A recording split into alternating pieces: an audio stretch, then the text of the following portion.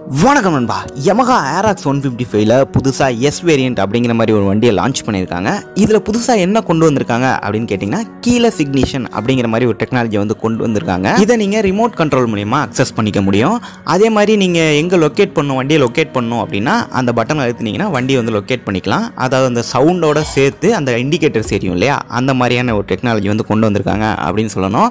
அந்த இக்னிஷன்லாம் பார்த்தீங்க அப்படின்னா பட்டன் வந்து கொடுத்துருக்காங்க. அதே மாதிரி நீங்கள் ஃபியூல் கேப்பும் ரிமூவ் பண்ணணும் அப்படிங்கிறதுக்கும் அதுக்கு சேர்த்த மாதிரி ஒரு பட்டன் வந்து கொடுத்துருக்காங்க, ட்விஸ்ட் பண்ணுற மாதிரி. இது இந்த வீடியோவை பார்த்தீங்கன்னா உங்களுக்கு தெரிஞ்சிருக்கும். இந்த வண்டியோட எக்ஸ்ஷோரூம் ப்ரைஸ் வந்து பார்த்தீங்க அப்படின்னா 1.51 லேக்குக்கு வந்து கோட் பண்ணியிருக்காங்க. இது ஸ்டாண்டர்ட் வேரியண்ட்டோட கம்பேர் பண்ணும்போது ஒரு 3000 வந்து ப்ரைஸ் அதிகமாக இருக்குது அப்படின்னு சொல்லலாம். இந்த வண்டியோட கலர் வேரியன்ட்ஸ் அப்படின்னு பார்த்தோம்னா சில்வர் அண்டு ரேசிங் ப்ளூ அப்படிங்கிற மாதிரி 2 பெயிண்ட் ஸ்கீனில் வந்து கிடைக்குது அப்படிங்கிறத சொல்லணும். இவ்வளோ தான் பார்த்தீங்க அப்படின்னா இந்த அப்டேட். இதில் ட்ராக்ஷன் கண்ட்ரோலும் பார்த்தீங்கன்னா ஸ்டாண்டர்டாக வந்துடும். மற்றபடி மெக்கானிக்கலாக எந்த ஒரு சேஞ்சஸுமே இல்லை. ஜஸ்ட் இந்த கீலெஸ் இக்னிஷன் அப்படிங்கிற மட்டும்தான் புதுசாக இன்ட்ரடியூஸ் பண்ணியிருக்காங்க.